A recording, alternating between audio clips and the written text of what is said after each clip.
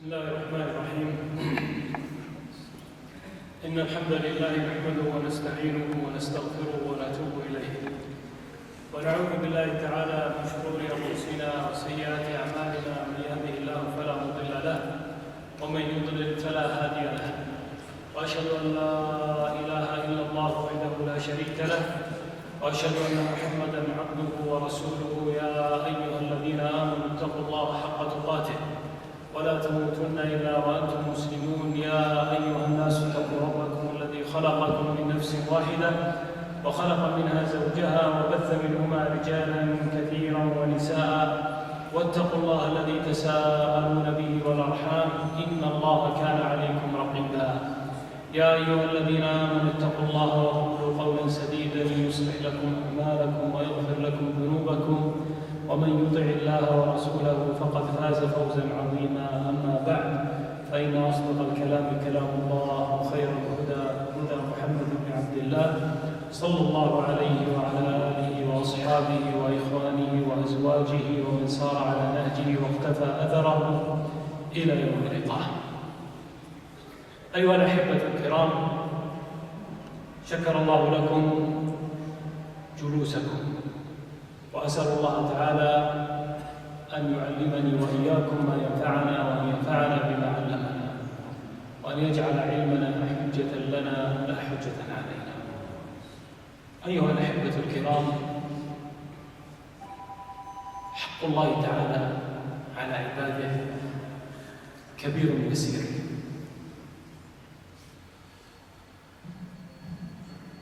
فكبره جاء من عظم ذلك المستحق للحق سبحانه وبحمده، ويسير جاء من عظم رحمة ورأفة ذلك العظيم المستحق للحق سبحانه وبحمده. وقد جمع لنا النبي صلى الله عليه وآله وسلم حق الله تعالى في كلمات معدودات، فقال لمعاذ رضي الله عنه: يا معاذ، أتدري ما حق الله على العباد وما حق العباد على الله؟ قال: قلت الله ورسوله أعلم. سؤال واضح، والجواب سوف يأتي من النبي صلى الله عليه وآله وسلم. فحينما يضمن ضمن هذه السلسلة المباركة حق الله، فلا يحتاج هذا الحق العظيم إلى مزايدة، لأن الجواب واضح في الصحيح عنه صلى الله عليه وسلم. قال: حق الله على العباد أن يعبدوه ولا يشركوا به شيئا. أن يعبدوه ولا يشركوا به شيئا. إذن هذه السلسلة التي رأيتم إعلاناتها ودعاياتها، فقرأت حق الله تساوي أن يعبدوه ولا يشركوا به شيئا. 4 كلمات: أن يعبدوه ولا يشركوا به شيئا. كلكم يحفظ هذا الأمر، والنتيجة: وحق العباد على الله ألا يعذب ألا يشرك به شيئا. يا الله يا الله، صلى الله عليه وسلم يجمع هذا الحق كله في كلمات معدودات، ونحن يجعل له محاضرة لا تكفي لا الساعة ولا الساعتين ولا الثلاث ولا الأربع ولا العشر. لماذا؟ لأنه أوتي جوامع الكلم صلى الله عليه وسلم، ونحن قوم محذرون نجيد فن الكلام، لكن النبي صلى الله عليه وسلم جمع له الكلم فعبر عن هذا الحق العظيم بهذه الكلمات المعدودات. إذن ما وظيفة جلوسي على مثل هذا الكرسي الآن ولماذا جاء به من الرياض وتكلف إخوانكم في المكتب التعاوني بأن يكلمون ويتصلون ويصدرون هذه الفسحات ويجرون هذا التنسيق لمثل هذه الحقوق إذا كانت النتيجة هي هذه الكلمات المعدودات؟ لماذا؟ لأن الأنفس أصابها التقاعس عن أن تطبق هذا الحق،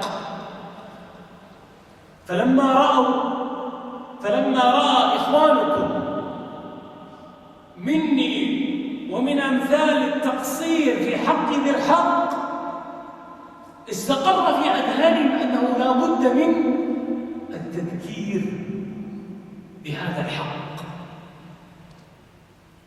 أن يعبدون لا يشركوا به شيئا. خلني وأعتذر لآبائي الكرام أطبقها على قاعدة الرياضيات. معادلة الرياضية لها طرفين. أن يعبدوه لا يشركوا به شيئا تساوي ماذا؟ معادلة عندك تعبد الله زائد لا تشرك به شيئا يساوي ماذا؟ وش يساوي؟ لا ما تساوي الجنة. أو لا يعذب، هو معناها واحد، هي الجنة لا تساوي الجنة. ماذا تساوي؟ هو حق الله، بس ماذا تساوي؟ تساوي لا إله إلا الله. أن يعبدوه لا يشركوا به شيئا هو لا إله إلا الله. الطرف الآخر من المعادلة التي تزن بها المعادلة اعتبرها معادلة رياضية، معادلة كيميائية، تريد أن تزن أطرافها. تعبد الله لا تشرك به شيئا يساوي لا إله إلا الله. طيب تعالوا ندخل، هاتوا برهانكم إن كنتم صادقين. ما هو على كيفك، لا وليد ولا غير وليد، ولا تتعجب. يجب أن تقول لي وش دليلك على هذا، يجب أن نتربى على هذا. كيف استنتجت أن يعبدوه لا يشركوا به شيئا تساوي لا إله إلا الله؟ من كيسك؟ ما نبغى كيسك، كلنا عنده كيس، ما نبي حاجة كيس. من أين أتيت لي بهذا؟ النبي صلى الله عليه وسلم لما قام في مكة ودعا كفار قريش دعاهم إلى ماذا؟ أول ما دعاهم ماذا كان يقول لهم؟ هو يقول لهم لا إله إلا الله، بس ماذا كان يقول لهم؟ أريد النص. أيوة، قولوا لا إله إلا الله تفلحوا. ولذلك كان مجرد أن يقولوا لا إله إلا الله، لو أن أحدهم قال لا إله إلا الله وما دخل الجنة ولو لم يعمل أي عمل، قال لهم قولوا لا إله إلا الله تفلحوا. ماذا قال كفار قريش؟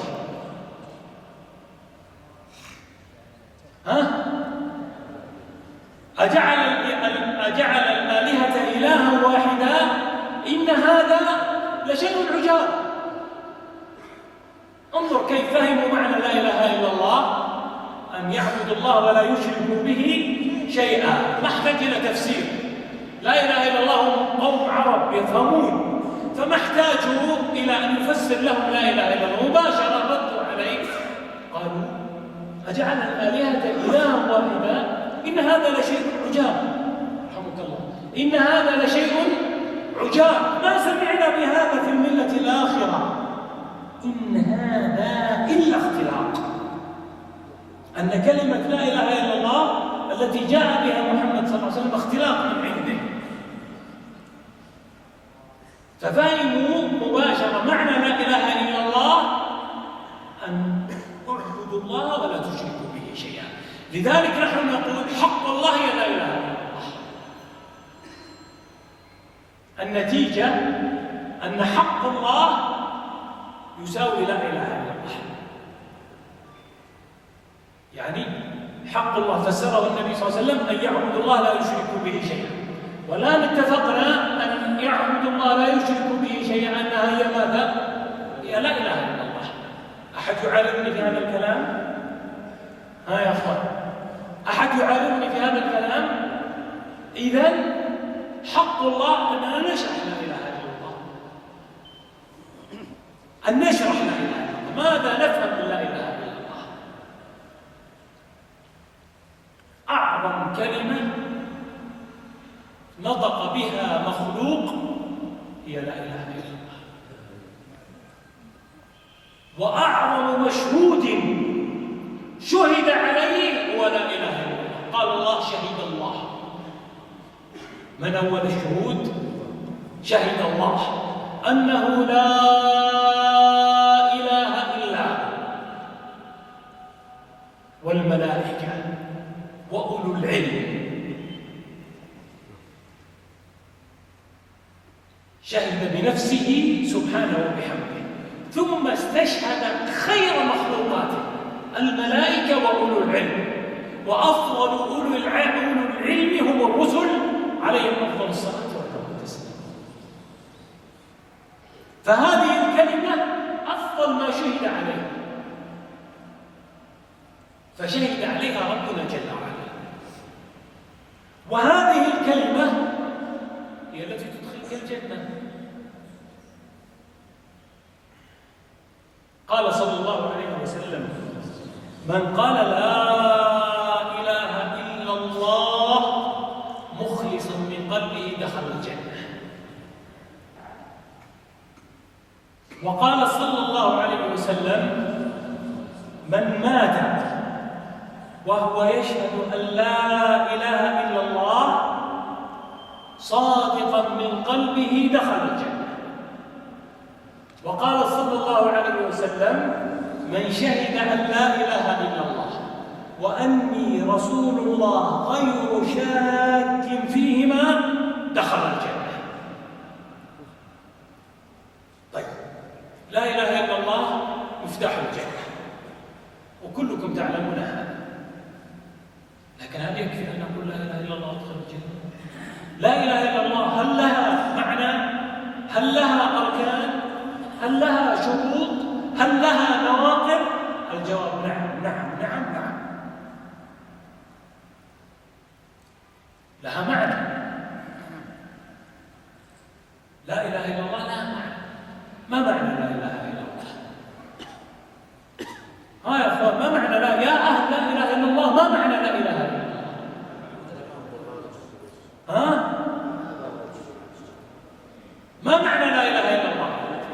لا معبود بحق إلا الله. طيب، لو جاء أحدهم وقال أن لا إله إلا الله معناها لا معبود إلا الله، لا تستنكر مثل هذه المعلومات. هذا دينك، هذا توحيدك، هذا أول ما تسأل عنه في القبر. لا تستكثر أن يطرق سمعك به كل يوم 5-6 مرات. لا تستكثر في ظل الفضائيات التي تهاجم معنى لا إله إلا الله، في ظل فضائيات الروافض الذين يعلنون الشرك عبر الفضاء في أكثر من 46 قناة. لا تستغرب أن نكثر من معنى لا إله إلا الله. لا تقول نحن مجتمع توحيد ونحن موحدين ورضعنا التوحيد من ثدي أمهاتنا. لا، هذا منور. هذا الشيخ الكريم والشيخ الكريم والشيخ الكريم هم اللي يتحقق عليهم مثلا. أما أنا وأنت لا، نتعرض للفتن ونتعرض لمثل هذه الفضائيات التي تشكك في ديننا ومعتقدنا. متى كنا نسمع أن يتجرأ حقير ابن حقير على مقام أم المؤمنين رضي الله تعالى عنها؟ متى كنا نتجرأ أن يشكك في معتقد التوحيد وعبادة الله لا يشرك به شيئا، ويقال أن الروافض طائفة من طوائف المسلمين؟ متى كنا نسمع هذا الكلام؟ متى كنا نسمع مثل هذا الكلام؟ إلا حينما فقدنا التعلق الحقيقي بمعنى لا إله إلا الله، وأنه لا معبود بحق إلا الله. والذي يدعو علي ويدعو الحسين ويدعو البدوي ويدعو محمد صلى الله عليه وسلم تقول لا إله إلا الله؟ ولا تستكبر، تعال أنا بسألك، ولا تخجل، والذي يخجل لا يرفع يده. أبى أسألك سؤال عام. كل يوم كم تسمع من يحلف بالأمانة من مرة؟ يا ارفع. كم في بيوتكم أنتم يا أهل التوحيد من طلابك وزملائك في العمل وزوجتك وبنتك واختك تستحلفك بالأمانة، تقول لك أمانة تصنع هذا الشيء؟ هذا في بيوتكم ولا لا؟ والنبي صلى الله عليه وسلم يقول: من حلف بالأمانة فليس منا. لأن التوحيد وهن في قلوبنا، لأن عقيدة لا إله إلا الله وهنت في قلوبنا. تجد وليد وأمثاله يقصرون في دعوة الناس إلى التوحيد. تبغى نتكلم لك في أحداث إيران والبحرين؟ خذ رجال. تبين نتكلم لك في أحداث سوريا؟ خذ رجال. تبين أتكلم لك في أحداث ليبيا؟ خذ رجال. لكن تعال تكلم عن التوحيد. وهؤلاء أول ما يسأل في قبرك ما راح يسألك ربي عن أحداث البحرين، ولا راح يسألك ربي عن أحداث سوريا، وهذا أمر مهم. لكن أول ما توضع في قبرك يقول لك الملك ماذا يقول؟ من ربك؟ أول حق قبل ما يقول لك من نبيك، قبل ما يقول لك ما دينك، يقول لك من ربك. لابد يا أخوان أن نعيد الاعتناء بالتوحيد. كل شيء يغفره الله إلا أن تلقاه وأنت مخلط في التوحيد. كل شيء تحت المشيئة، والله تعالى رحيم، إلا أن تكون مخلط في التوحيد. ما تضبط لا إله إلا الله أنت على خطر، أنت على خطر. لكن إذا ضبطت لا إله إلا الله، جودت لا إله إلا الله تجويدا قويا، تمسكت بها. ولذلك قال الله عز وجل: استمسك بالذي أوحي إليك. ما الذي أوحي إليك؟ القرآن كله لا إله. والله تعالى سماها العروة الوثقى، فقد استمسك بالعروة الوثقى. والله تعالى سماها الكلمة الطيبة. والنبي صلى الله عليه وسلم قال: أفضل ما قلت وقال النبيون من قبلي لا إله إلا الله. ثم بعد ذلك نفرد في معنى لا إله إلا الله. نرجع. ما رأيك برجل يقول أن معنى لا إله إلا الله لا معبود إلا الله؟ ايش رأيك؟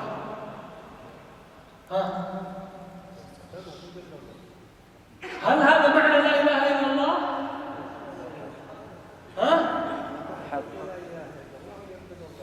أي هو معنى، لكن هل معنى لا إله إلا الله لا معبود إلا الله؟ لماذا؟ لو رجل جاء الآن وقال أن لا إله إلا الله لا معبود إلا الله، شايك الكلام. إن كان جاهل فيعلم ويقال له هذا القول خطأ، لأنه يوجد معبود غير الله كثير. أليس يوجد من اليهود من يعبد عزير؟ ألا يوجد من النصارى من يعبد المسيح؟ ألا يوجد من البوذيين من يعبد بوذا؟ ألا يوجد من فرق منتسبة إلى الإسلام تعبد القبور وتتقرب إلى أصحابها؟ فإذا إن كان جاهل يعلم، لكن مصيبته أنه يخرج في الفضائيات معمم ولا لابس جبة ثم يقول أن معنى لا إله إلا الله لا معبود إلا الله. فهذا العالم إن قالها عن اعتقاد فقد كفر.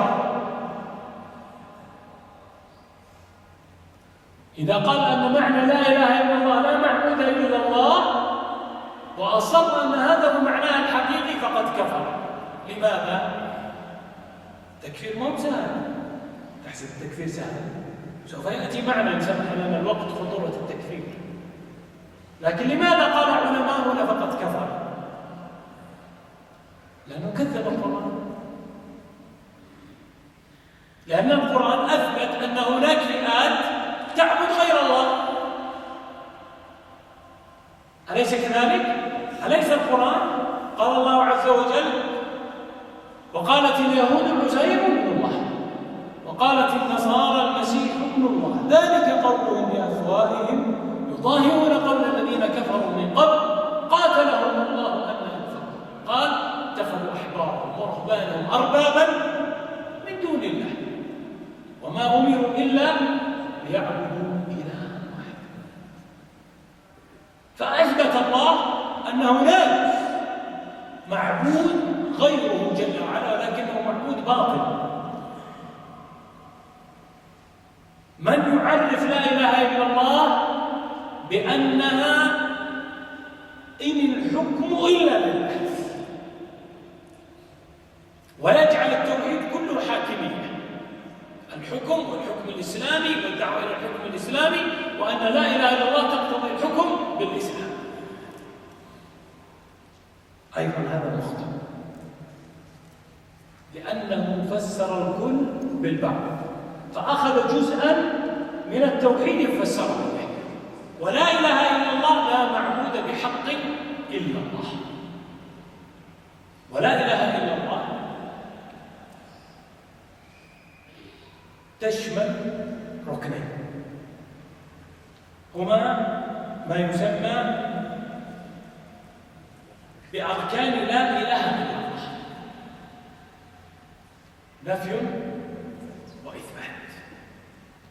فلا إله نفي جميع ما يعبد من دون الله، أن تقول لا إله إلا الله إثبات العبادة لله وحده لا شريك له.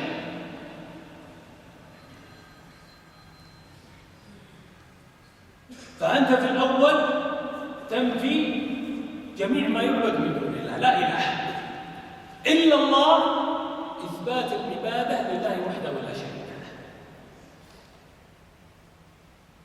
وهذا أمر قرره القرآن في أكثر من مرة.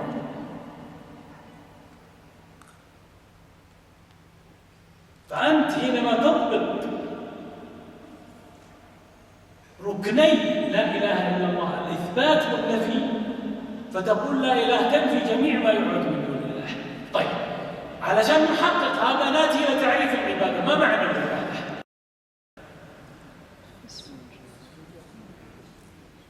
اسم جامع لما يحبه الله ويرضاه من الأقوال والأعمال الظاهرة والباطنة. تمام؟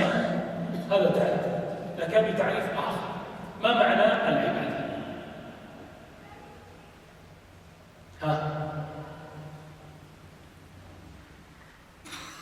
هي كمال الذل والخضوع مع كمال المحبة لله جل وعلا.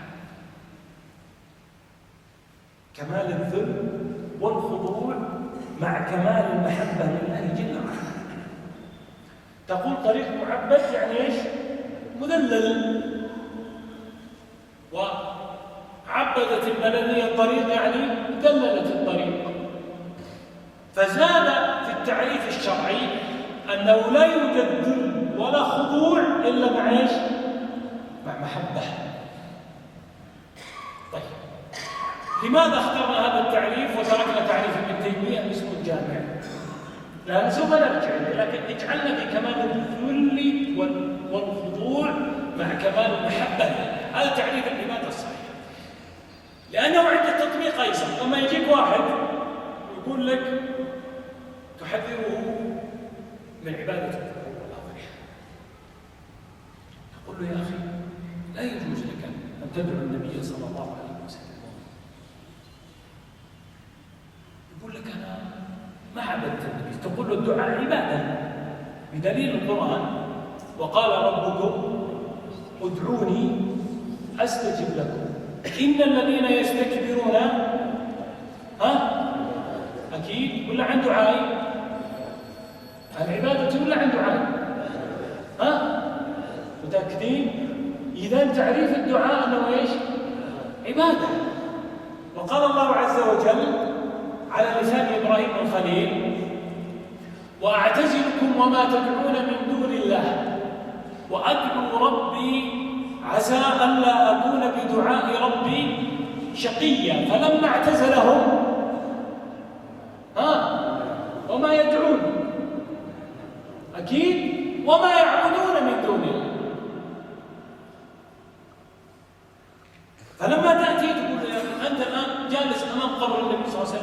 أو قبر أحد من أصحاب النبي صلى الله عليه وسلم، أبو بكر، عمر، عثمان، علي، أولئك السادة الفضلاء، ثم تدعو يقول لك أنا ما أعبده.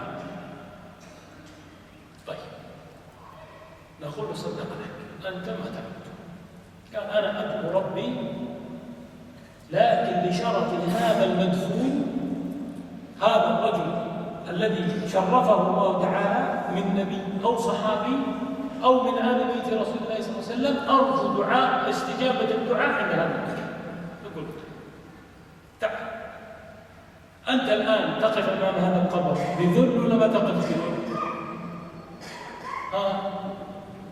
يقف بذل ولا مو بذل؟ مو مطأطئ الرأس، خاشع، يقف بين يديه صامتا هادئا. لو أحد رفع صوته اسكت، ولو رن جوال لقامت الدنيا ولا قعدت. إذا لم تكن هذه العبادة احنا ما نعرف شو معنى العبادة. كمال الذل مع كمال الخضوع مع كمال المحبة. فأنت يجب أن يستجمع في قلبك كمال الذل مع كمال الخضوع والمحبة لله جل وعلا. تعال عاد قس في نفسك، هل أنت محقق هذا ولا لا؟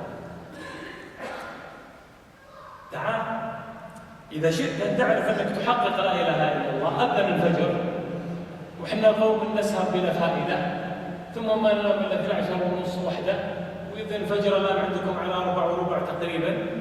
شوف عاد شلون قومتك.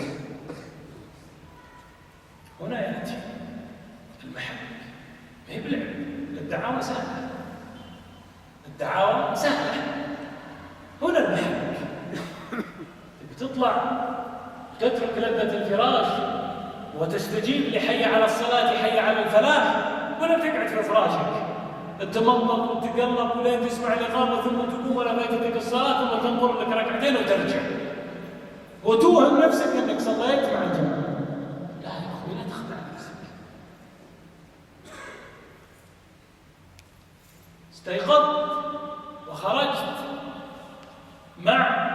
بعد الأذان قبيل الإقامة، تأتي قضية المحبة. وأنا اللي يخرجون في الظلام، اللي يطلعون من بيوتهم كأنما فرحوا بميثاق الفجر ليجيبوا داعي الله، ليشهدوا قول الله وقرآن الفجر إن قرآن الفجر كان مشهودا، فيأتون ليحفلوا بهذا الشهود ألا يفوتوا، فيحضرون. تجد يخرج ما يصدق إن لما زي المكبل كما قال الله عز وجل: تتجافى جنوبهم عن المضاجع يدعون ربهم خوفا وطمعا ومما رزقناهم ينفقون. يقول بعض المفسرين كالحبة في المقلاة لا تركض. هذه القلوب تتجافى، انظر إلى التعبير، تتجافى، ما يستطيع الجنب يجلس على الفراش، تتجافى، ما يقدر. قلبه معلق بالله، كمال حب، كمال ذل، كمال خضوع لله جل وعلا. يريد أن يخرج، يريد أن يشهد هذا المشهد العظيم وقرآن الفجر إن قرآن الفجر كان مشهودا. هذا كمال الحب والذل والخضوع لله جل وعلا. فنفي جميع ما يعبد من دون الله إلا الله، إثبات العبادة لله وحده لا شريك له. الآن لا إله إلا الله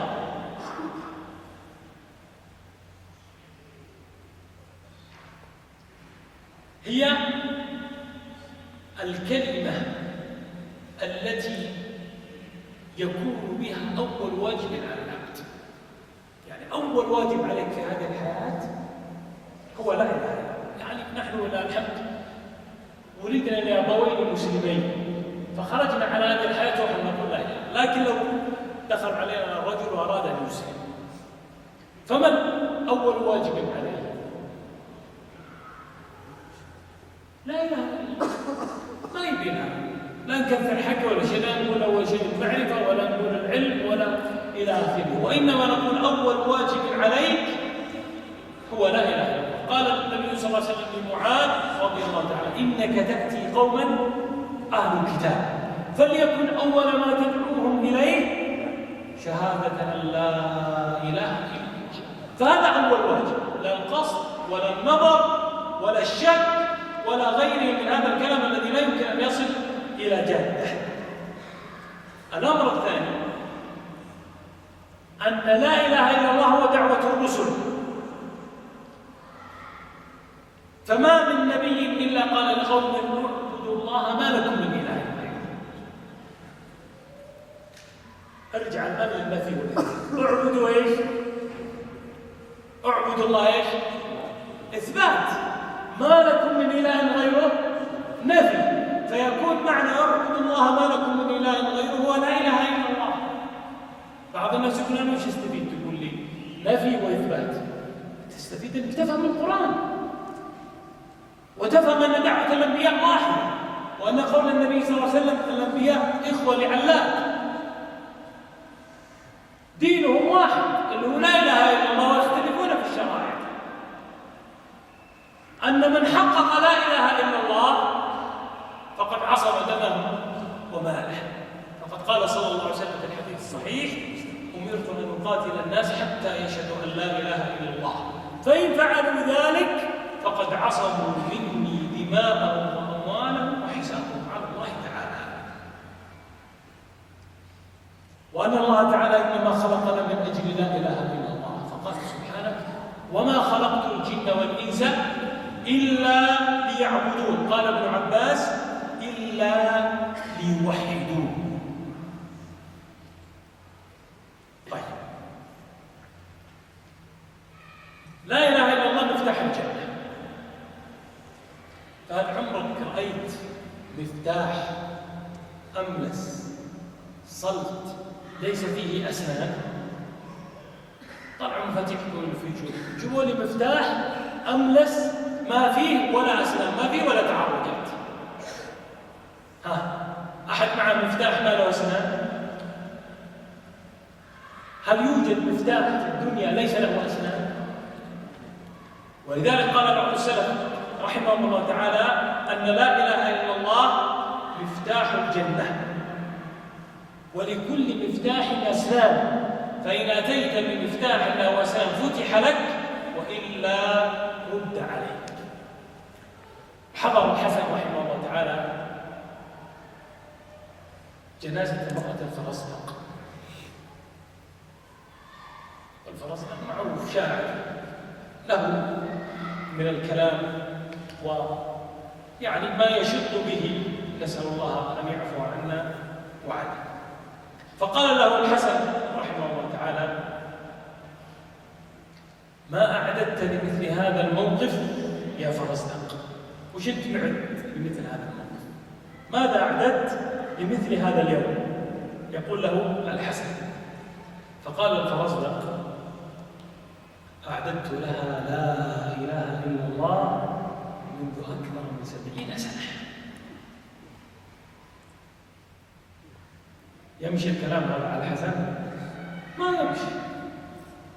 الحسن عالم ما يضحك عليه مثل هذا. قال إذن إياك وقذف المحصنات الغافلات. فبين أن لا إله إلا الله لا تنفعه دون أسنان، دون أن يأتي بشروطها ويقف عن موانعها ومقتضيات نقضها. فقال إياك وقذف المحصنات.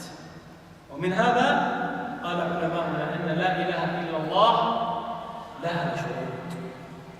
إذا ما معنى أو ما هي شروط لا إله إلا الله؟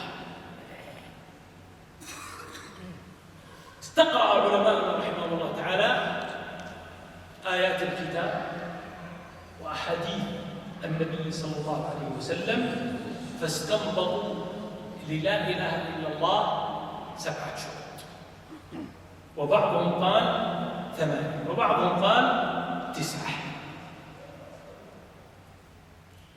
جمعت في بيتين لطيفين: علم، يقين، وإخلاص، وصدقك مع محبة وانقياد والقبول لها. علم، يقين، وإخلاص، وصدقك مع محبة وانقياد والقبول لها. وزيد ثامنها الكفران منك بما سوى الإله من الأشياء قد ألها. أعيد للأخوة اللي يكتبون: علم، يقين، وإخلاص، وصدقك مع محبة وانقياد والقبول لها، وزيد ثامنها الكفران منك بما سوى الإله من الأشياء قد ألها. إذا معنى الآن 7 شروط وزيد ثامن. طيب، نأتي الآن في شرح هذه الشروط 7. الأول العلم.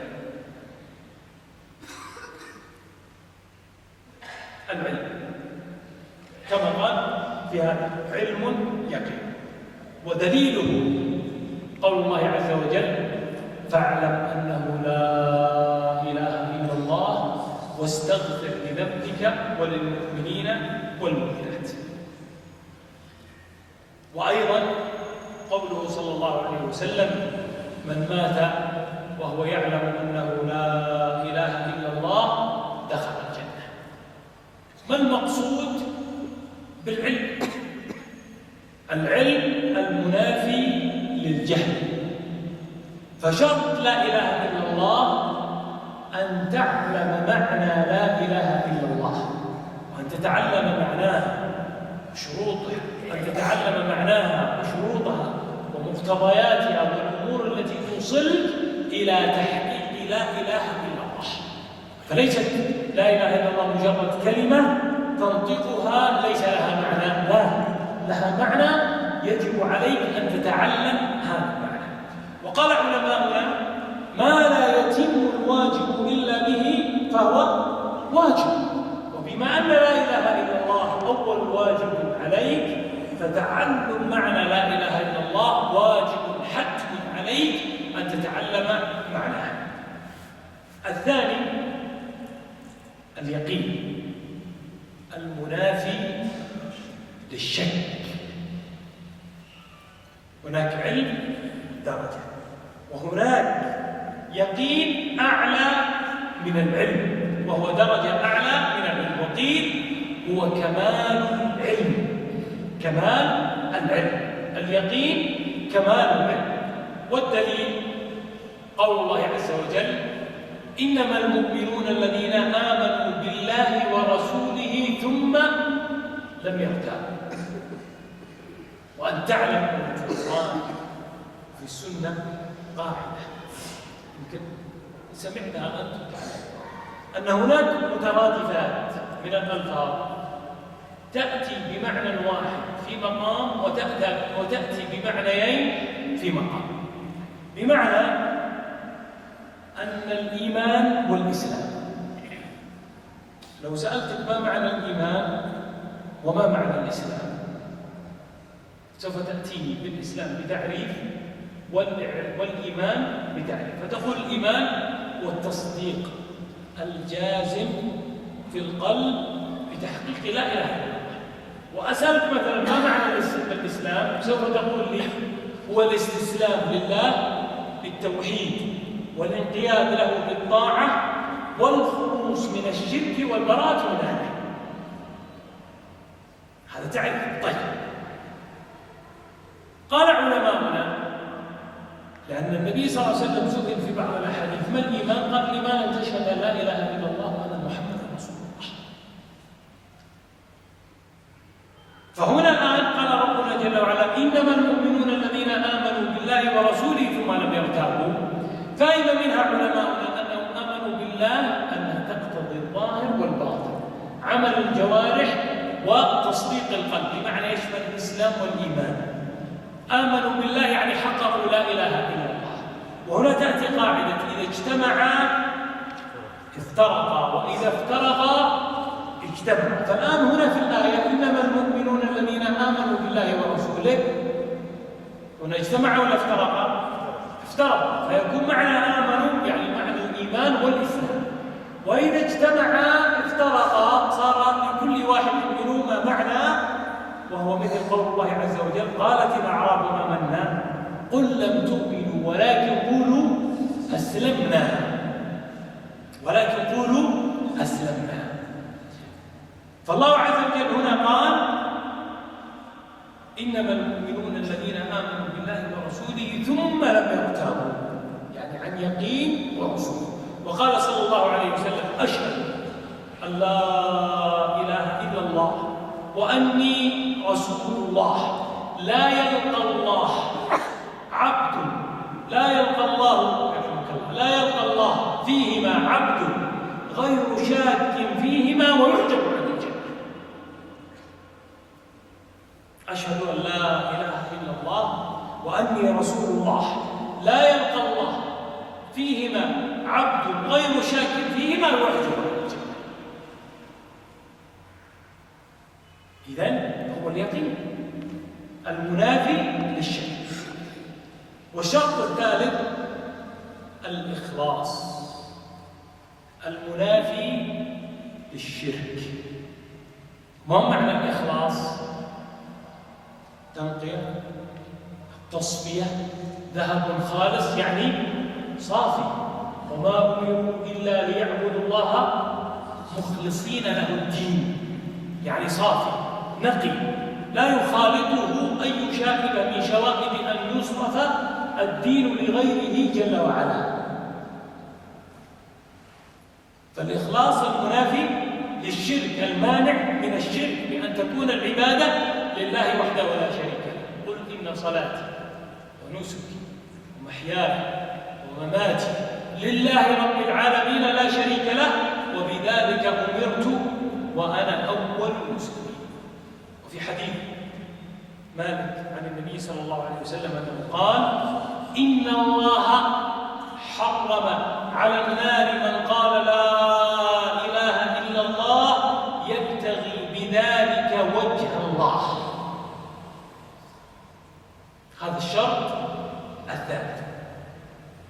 وشرط الإخلاص هو الفرق بينك أيها الموحد وبين المشرك.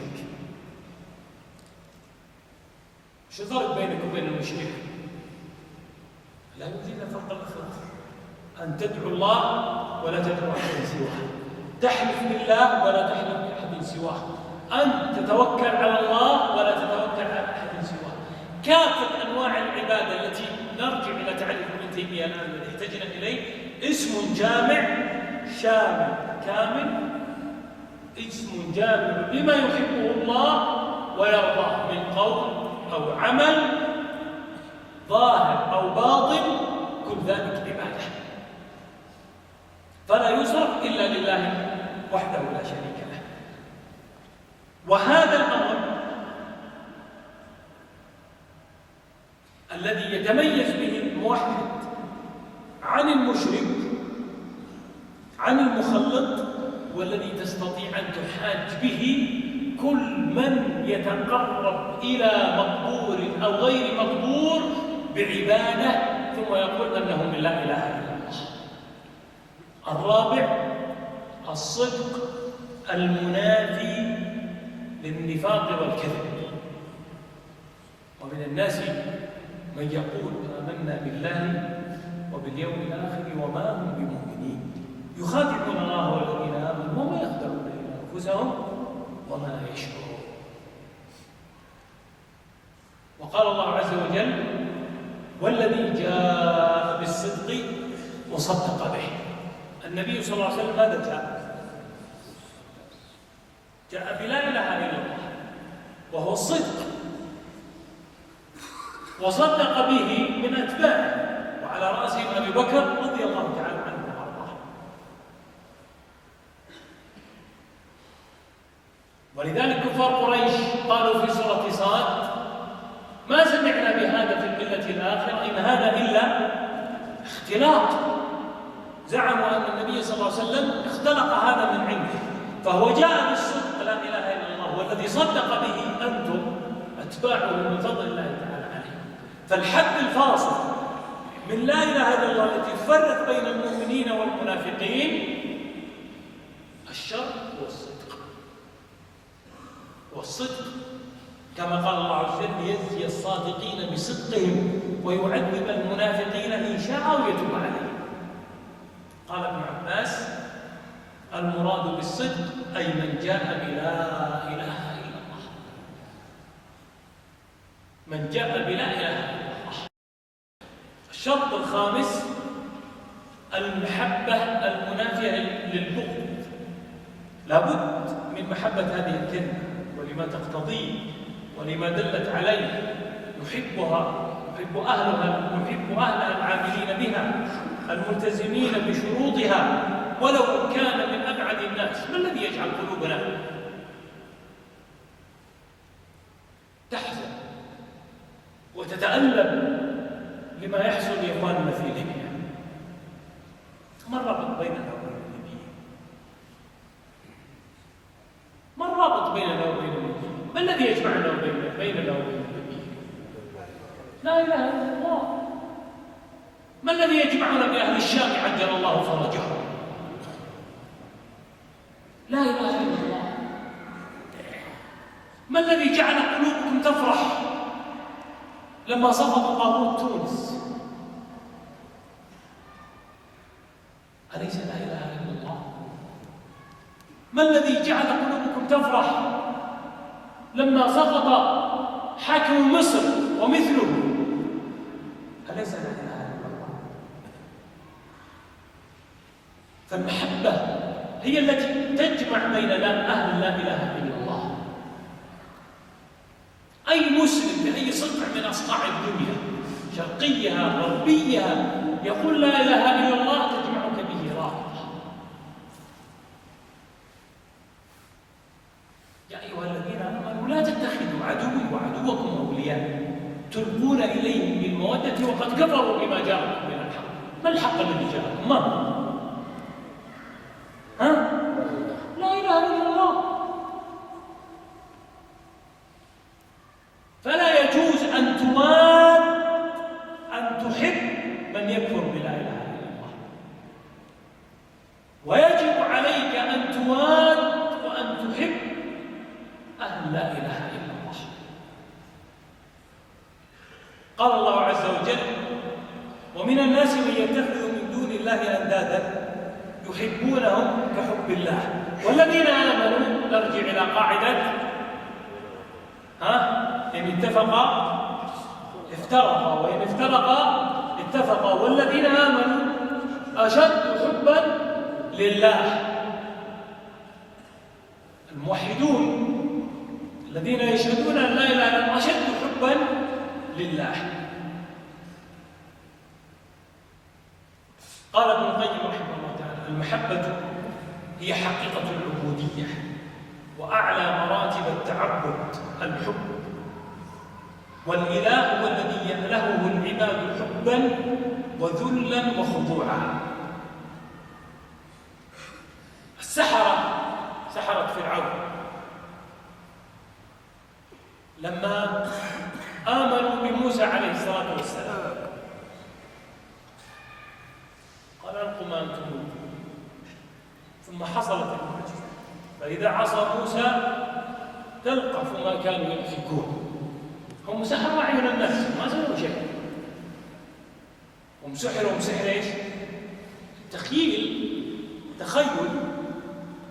يخيل إليه من سحرهم أنها تسعى، فسحر التخيل. فالعيون ترى أن هذه العصي تتحرك ولا تتحرك، حقيقة لا تتحرك، لكن يخيل إليه. فموسى عليه الصلاة والسلام ألقى عصا صامتا جامدا، أوحى إليه الله تعالى أن ألقى عصا مثل العمود ثم يلقاها، فهي تلقف ما ينفقون. وإذا أكلت كل العصي دور العصي ما لقوا العصي. السحرة يعرفون أن هذا مو بسحر، أن هذا شيء خارق. الجن ما تقدر عليهم، متقربين إلى الجن وهم يعبدون الجن، يعرفون من الجن، هم كفوا يسوون هالشيء، وليس عندهم أهلية أن يصنعوا مثل هذا الأمر. فعلموا أن الأمر فوق قدرة المخلوقات، فوقع سجدي. طيب، لما حاجهم فرعون قال: ما علمت لكم من إله غيري ثم حاجهم فرعون إن هذا لمكر مكرتموه في المدينة أنكم متفقين أنتم وموسى. ماذا قالوا له؟ قالوا آمنا برب موسى وهارون. ثم لما توعدهم ليصلبنه ويقتلنه ماذا قالوا له؟ قالوا اقضي ما أنت قاض إنما تقضي هذه الحياة.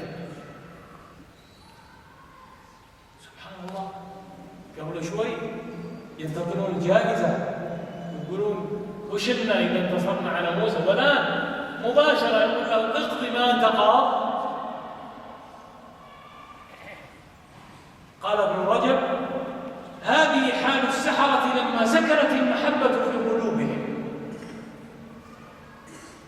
تغيرت خلاص، سكنت المحبة في قلوبهم فسمحوا ببذل نفوسهم وقالوا لفرعون اقض ما أنت قاض. ومتى تمكنت المحبة في القلب لن تنبعث الجوارح إلا إلى طاعة الرب سبحانه وتعالى.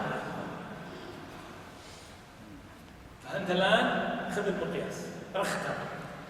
تعرف مقياس رختر؟ مقياس الزلازل الآن هو في قلبك. إذا مباشرة بعثت جوارحك إلى الطاعة فاعرف أن مقياس رختر متحرك بقوة، أن المحبة زلزلت قلبك وتحركت إلى مراد الله. الله إذا بدأت الطاعة لك عليها وبدأت تسحب رجليك جزاك الله خير في الطاعات، فاعرف أن زلزال المحبة هذه تنفض قلبك بالمحبة يتحرك. لما ادعى أقوام محبة الله طلبهم الله بالقرآن، فقال الله تعالى لهم قل إن كنتم تحبون الله فاتبعوني يحببكم الله. ولا دعوة المحبة سهلة. قالوا نحن أبناء الله وأحباؤه. وقالوها اليهود نحن عيال الله تعالى الله عما يقولون علوا كبيرا ونحن أحب الخلق إلى الله ونحن شعب الله المختار.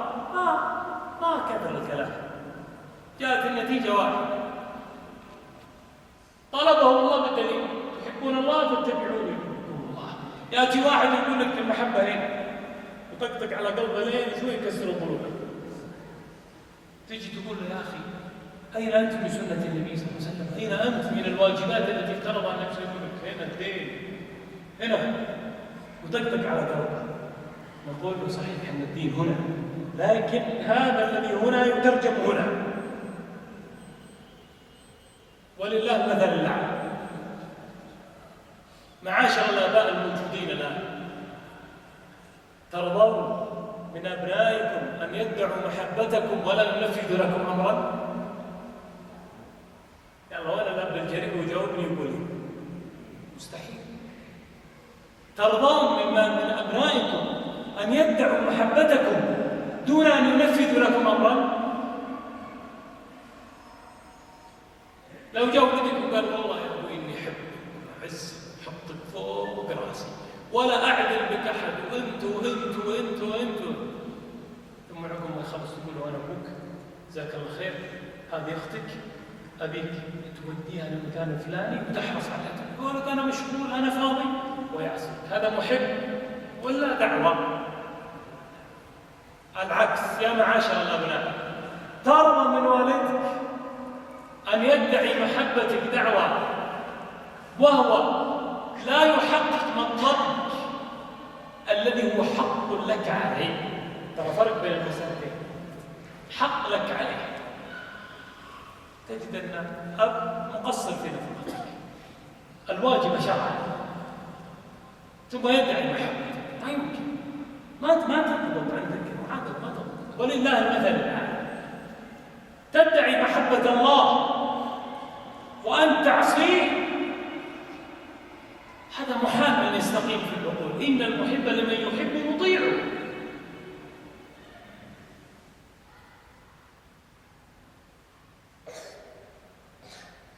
محشوب من عندي يا أجمعين،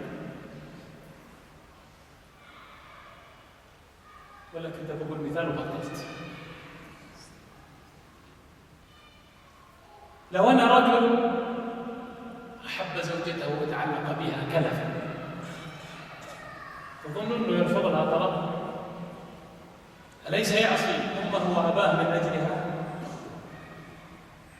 حبيت أمه وأبوه علشان عيونها؟ أنا ما بيخدم أمك ولا بيخدم أبوك، أنا ما مكلفة بعجوزك وشايبك ويجي ويا أبوي وأمي تكفون ولا لا لأنه محب. لو كان يكرهها بينفذ هالأمر ولا ما ينفذ؟ طيب، واحد يحبها، واحد يحب أمه وأبوه، ولا لا محبتان، وهي غير متضادتين، لكن اللي لا يحسن الجمع بينهما يجعلهم متضادتين. فهو أين يقدم؟ محبة أمه وأباه على محبة زوجته. إذا وصل حال التضاد لم يمكن الجمع، ولله المثل الأعلى.